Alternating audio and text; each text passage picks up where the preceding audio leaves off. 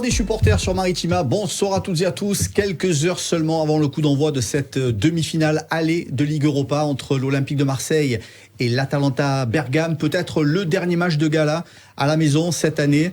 En tout cas, Maritima vous a offert cette semaine encore vos places pour être en tribune. Bonsoir Karim Attab. Salut les amis. Bonsoir Jacques Bail. Bonsoir mes amis. Dans quel état d'esprit d'ailleurs vous êtes tous les deux, quelques heures seulement avant de commenter le match? Moi, je suis plutôt calme et serein avec la sensation quoi qu'il arrive, on va vivre un très très grand moment parce qu'une demi-finale de Coupe d'Europe, ça n'arrive pas toutes les saisons. Je me souviens de la dernière contre Feyenoord en Ligue Europa Conférence et même si c'est une lapalissade, hein, je me rapprocherai plus de celle de Salzbourg en 2018 parce que c'est la compétition, c'est la Ligue Europa, parce que il y a quelque chose encore de très très gros à aller chercher. Il y a une place qualificative directement en Ligue des Champions, il y a un trophée. Et cette saison, elle est tellement spéciale que entre les très hauts et les très bas, difficile de trouver un juste milieu. Donc j'espère que ce soir on sera en mode très très haut, mais bon, dans tous les cas, nous avec Jaco, on va faire le taf sur Maritima pour faire en sorte que nos auditeurs et nos internautes passent une très belle soirée. Jaco, avant même de partir au stade, toi aussi tu penses que c'est pas un match comme les autres? Et moi je te le dis, déjà je suis chaud. Hein. Lui il est calme, il a de la chance. Voilà, moi je suis chaud, je suis bouillant. Tu as bien dormi cette nuit ou pas? Voilà, et depuis ce matin je suis... Non mais je suis comme ça, qu'est-ce que je te dis, je suis pénible et j'y pense depuis un moment. Pour moi c'est un événement. Je me rappelle à Villarreal, que dans les 10 dernières minutes encore un peu je fais une syncope. Donc je suis comme ça, au niveau de la charge émotionnelle, j'ai du mal, mais c'est vrai que c'est un match important, c'est très très très important, ça risque de te sauver la saison, c'est pas rien les gars. Avec comme d'habitude une petite revue d'effectifs avant le week-end, avant le match en tout cas. Jean-Louis Gasset en conf de presse a annoncé quelques retours. Quelles sont les toutes dernières infos? Les toutes dernières infos, je les ai pas, hein, puisque ils ont eu une mise en place ce matin où ils se sont dit les choses, où ils ont fait les choix de dernière minute. Ce soir, là, il est disponible sur le site, mais ce soir, dans l'avant-match, on écoutera un entretien avec Jonathan Klaus qui a été réalisé hier dans une loge du Vélodrome. Et très intéressant, je me suis régalé. Merci pour lui. Et pour le coup, pour lui, c'est pour toi surtout. Et pour le coup, à un moment donné, mon ami, lui, hein. À un moment donné, Jonathan Klaus explique comment s'était jouée sa titularisation du match contre Nice. Qu'il n'avait que 30 minutes dans les jambes, mais quand Jean-Louis Gasset lui a demandé, il a dit oui, pour vous coach, je peux le faire. Je pars du principe que Chancel Mbemba peut le faire. Je pars du principe que Amir Murillo peut le faire, et je pars presque du principe que Quentin Merlin peut le faire. Si tu as ces trois joueurs-là sur le terrain, même s'ils sont pas à 150%, ça peut changer la face de ton équipe ce soir. Tu sais Marco, je m'excuse, je voulais intervenir là-dessus. La préparation du match, les joueurs, tout ça, c'est important, bien sûr. Mais il y a le staff aussi. Le staff, aujourd'hui, il a un rôle différent. Ce jour-là, tu dois faire les choses différemment des autres jours. Pourquoi? Pour leur montrer la différence. Je te donne un exemple. Tu as un tableau où tu marques les heures au déjeuner, la sieste, la causerie, tout ça. Tu dois changer les heures pour leur montrer qu'aujourd'hui, c'est une journée différente. Pour les concentrer sur cette journée. Mais de 5 minutes, hein, pas voilà, beaucoup plus. Hein. Voilà, non, mais tu peux changer des heures de repas. Tu peux faire une causerie d'avant-match alors que avant le repas. Tu peux faire une petite séance vidéo de 10 minutes. Les habitudes pour expliquer que c'est pas la routine. Voilà, c'est des choses essentielles parce qu'on parle des joueurs. Bien sûr, c'est leur match. Mais le staff aussi. Le staff, il faut qu'il soit pris à cette compétition. Alors oui, c'est un staff expérimenté. Mais expérimenté, les gars, quand tu es entraîneur de l'OM, c'est pas pareil. Donc c'est une journée spéciale, même pour le staff de l'Olympique de Marseille. Alors tu parlais de ces retours éventuels de Mbemba, de Murillo, de Quentin Merlin. Parmi ces joueurs, quels sont les retours qui te réjouissent le plus?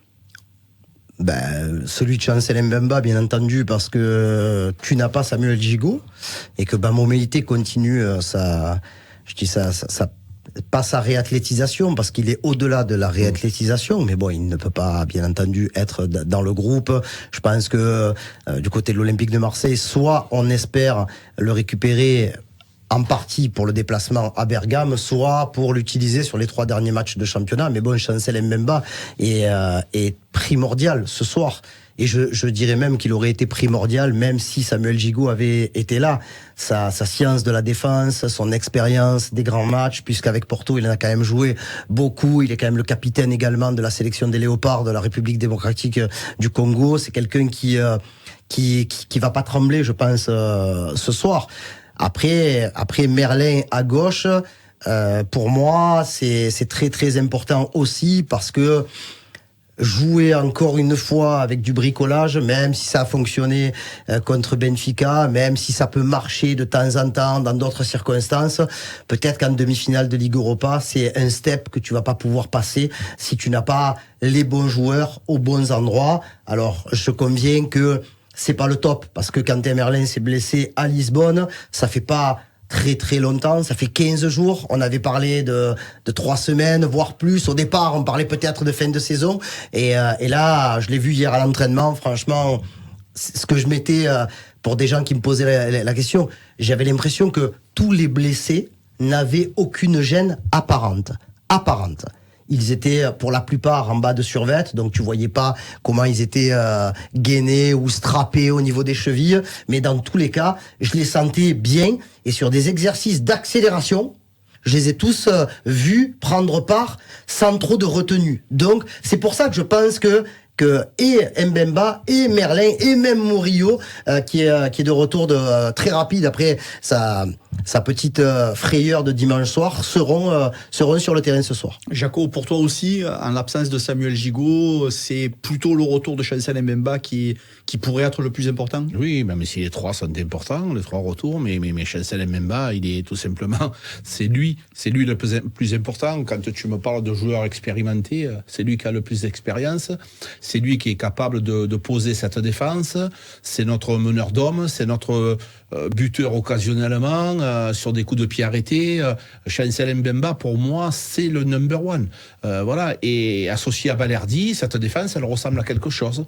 Donc après, bien sûr, en numéro 2, le retour de Quentin Merlin, qui est un véritable latéral gauche et qui, offensivement, bon, attention, les derniers matchs, il était un peu en difficulté. Quentin Merlin, parce que là, on a l'impression qu'on retrouve un joueur extraordinaire, mais il était en difficulté. Non, mais tu retrouverais un joueur qui connaît son rôle.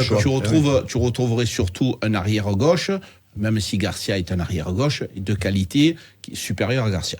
Donc voilà, mais le numéro 1 pour moi c'est Chancel Mbemba. En conf de presse, un journaliste italien a essayé de questionner Jean-Louis Gasset sur le fait qu'il propose une défense à 3 ou une défense à 4. Bien évidemment, le vieux singe marseillais n'a pas répondu. De votre avis à vous, on se rapproche plus d'une défense à 4 en l'absence de Gigot? Non. Moi, je pense que même si l'ouverture d'esprit est possible, les choix le sont beaucoup moins. Mais c'est pour ça qu'en vrai, j'espère que et Murillo et Mbemba pourront jouer. Parce que si Murillo peut jouer, que Mbemba peut jouer et que Merlin peut rentrer à gauche, tu vas jouer à 5 derrière. Après, franchement, la question elle était naïve quand même. C'est même un entraîneur inexpérimenté va pas te répondre comment il va jouer. Hein. Plus c'est gros, plus ça passe. Non, mais c'est clair. Et la réponse de Gasset, elle est formidable parce qu'il lui dit on jouera à 4 ou à 5. Donc non, mais bon, je pense que même si le choix du nombre de défenseurs ou ton animation défensive sera dictée par le nombre de joueurs que tu auras à ta disposition. On n'est pas en mode championnat où on peut se dire on peut faire reculer Kondogbia ou Pape Gueye en charnière centrale. Le problème c'est que si tu fais, il y en a qu'un là, il y a que Kondogbia. Gueye, Onana et Garcia ne sont pas convocables en Ligue Europa. Si tu fais reculer Kondogbia en défense centrale, tu as juste le choix de jouer avec Verretou et Unai. Et je pense que la guerre du milieu, la bataille du milieu, sans un mec du physique de Kondogbia, Gueye, Onana, de quelqu'un qui a de l'expérience et qui a du poids, je pense que tu peux facilement perdre cette bataille-là. Donc, à choisir, si tu as des absents parmi les 3 joueurs espérés, je pense qu'on jouera à 4. Mais Mais bon, mon petit doigt encore, toujours celui-là, il m'énerve. Hein. Mais le petit doigt, c'est défense à 5. Le système, c'est une chose. Oui, ça plaît à tout le Non, monde. mais c'est important, Jaco. Le 4-3-3, laisse-moi C'est le finir. cadre, Paulet. le Non, cadre. non, mais moi, oui, ça vous plaît. Le 4-3-3, le 3-5-2, oui, les gars. Mais ça dépend des joueurs que tu y mets dans le système. C'est important. Si tu mets Murillo à droite à la place de Klose, ce n'est pas du tout le même 4-3-3. C'est important de le signaler, ça. C'est les hommes que tu choisis dans ton système qui vont te faire la différence. Marco, si dans le 4-3-3, tu me mets à moi, peut-être que tu vas être moins performant. Alors, Même si tu me choisis pas. Je vais te vas-y. poser la question autrement. Oui. Côté milieu de terrain, puisque Karim semble dire que c'est là où Le cœur du jeu. où les choses vont Oui. se jouer, qui sera le dépositaire du jeu marseillais derrière l'attaque? Est-ce que ça peut être Harit, Unai, Verretou? Comment toi tu vois les choses? Derrière les attaquants, c'est Harit qui est capable de faire la bonne passe. Maintenant, un Harit en forme, les gars, c'est toujours pareil. Si tu as un Harit moyen, comme on le voit, même si les premières 20 minutes, le dernier match contre Lens, il a été intéressant avec une qualité de passe bien précise, ça change tout. La qualité de passe, elle est importante. Je vais te donner aussi quelque chose. Dans le jeu, on parle de rapidité. Le joueur, il est rapide. Mais un joueur rapide, c'est celui qui réfléchit vite. Un mec qui réfléchit vite, il va lancer le ballon rapidement, il va s'informer avant et il va donner de la rapidité au jeu. Il y a plein de choses comme ça. Moi, c'est pour ça que, oui, ce système, ça plaît mais Alors attends, je te coupe, je te pose la question parce que tu réponds pas. Non, mais si tu as Klose, Mbemba, Murillo, Balerdi, Merlin, tu joues à 4 ou tu joues à 5? Et tu vas jouer à 5 Eh derrière. ben voilà. Mais arrête de dire que le système mais arrête, ça ne compte arrête, pas. mais Tu c'est dis toi, tu arrête. mais non, Mais tu dis parce qu'il y a les s'il faut les hommes, si tu as les hommes, tu joues à 5. Karim, il y a la phase offensive et la phase défensive. Là, tu dis tu joues à 5 en phase défensive. Quand tu vas attaquer. Mais Jaco, tu vas pas mais quand même oui, mais technique, la non, mais tactique. voilà, mais vous êtes toujours dans ce truc-là. C'est pas ça, Moi, mais personnellement, mais c'est le même truc, ça, Jaco. Mais Jaco, tout le monde sait que quand tu as une défense à 5, tu défends à 5, mais en phase offensive, tu restes pas à 5 derrière. Jaco, faut pas prendre les gens pour des abrutis. Le seul truc, c'est que tu dis, mais non, mais tu dis que le système est pas important. Que les hommes qui sont dans le système sont importants. Ça dépend que ton système est bon suivant les hommes que tu mets. Si tu as un des 5 qui est absent, c'est difficile de jouer à 5. C'est juste là la question. Les hommes sont importants par rapport au système. Pour revenir à la question que je posais à Jaco, Amin Harit, c'est obligatoirement lui qui jouera derrière Pierre-Emerick Aubameyang et les autres. Tu mets qui? Je sais pas, c'est moi qui pose des questions. Ben ouais, mais bon, mais vu que la réponse c'est toujours la même, je te dis, tu mets qui? Je sais pas, à un moment donné, quand Amin Harit en cours de jeu sort, il y a Jordan Verretou qui est un peu plus haut sur le jeu. Non, Amin Harit, c'est le seul qui puisse jouer dans cette position en début de match. Et encore plus quand on joue avec une défense organisée défensivement à 5 unités. Le seul qui aurait pu prendre sa place, c'est Iliman Ndiaye. Mais Iliman Ndiaye, il n'est pas dans la forme de sa vie, même si il a montré des choses plus intéressantes, mais en qualité plutôt de deuxième attaquant. Là, pour le coup, je pense que c'est soit Amin, soit Harit. Parce que même Asdin Ounahi, en plus Asdin Ounahi qui a quelques soucis au niveau d'une infection à l'orteil qui a été opérée il y a quelques semaines, a du mal à enchaîner les matchs. Et c'est vrai que quand tu regardes les dernières prestations de l'Olympique de Marseille, Ounahi est un peu moins mis en avant, un peu moins de temps de jeu, mais c'est pas parce qu'il est mauvais, c'est surtout parce que ce que nous a expliqué un petit peu au micro et en off qu'il est diminué. Donc voilà, mais bon là la question de l'organisation, l'organisateur du jeu, et encore c'est réducteur de dire que l'organisateur du jeu c'est Amin Harit, parce qu'il y a beaucoup de milieux de terrain et beaucoup de joueurs de côté aussi qui peuvent prendre la prise en charge des contre-attaques ou de la mise en place des attaques marseillaises. Mais bon, aujourd'hui malheureusement tu n'as pas beaucoup de possibilités à ce poste-là, quoi. Mais si tu fais ce 4-3-3, le fameux là, je souhaiterais que les deux qui sont un petit peu plus haut soient un peu plus dans l'axe. Mets des noms sur le 4-3-3. Mais si tu veux, normalement, dans le 4-3-3, tu as Jordan Verretou, Kondogbia et Amin Harit, d'accord? Et donc, ce trio-là, je l'ai vu régulièrement être sur les côtés et non pas dans l'axe. J'ai l'impression que j'aimerais qu'on récupère un peu cet axe-là. J'ai vu à plusieurs reprises Jordan Veretout venir réclamer le ballon, être très bas à côté des défenseurs centraux. Et tu te dis, si tu es défenseur central, à qui je le donne le ballon si toi tu viens le chercher? Voilà, il y a quelques petites choses que je soignerai. J'ai des difficultés à ce niveau-là. Et les 3 de devant? Moi, les 3 de devant, personnellement, ça se jouera pas comme ça. Mais moi, personnellement, si c'est moi qui fais l'équipe, je mets Aubameyang, je mets Moubania et je mets Sarr. Mais ça sera pas du tout. Ils joueront pas comme ça. Ils joueront pas comme ça. Je vois pas. Mis à part s'il y a un joueur qui est trop, qui est pas assez remis pour démarrer le match. Parmi ceux qu'on a cités tout à l'heure. Je rappelle quand même qu'il y a une semaine entre les deux matchs ensuite pour récupérer. Donc s'il y a un effort à faire, ça part de maintenant. Mais je pense pas que et Oba et Moubania et Sarr seront sur le terrain au coup d'envoi. Il faut Pour moi, il en faut un qui reste au moins sur le banc pour pouvoir apporter quelque chose.